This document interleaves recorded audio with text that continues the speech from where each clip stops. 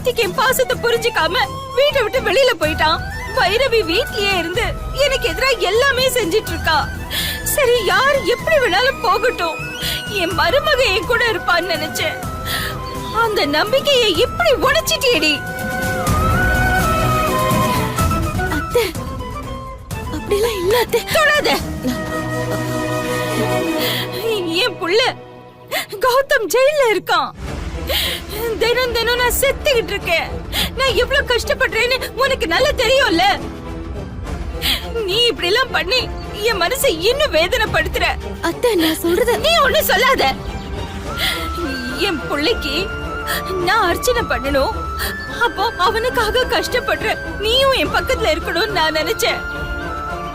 ஆனா நீ இவளோட சேர்ந்து ஊரை சுத்தறதுக்காக என்கிட்ட போய் சொல்லி என் கூட வரமாட்டேன்னு சொல்லிட்டேல நீ.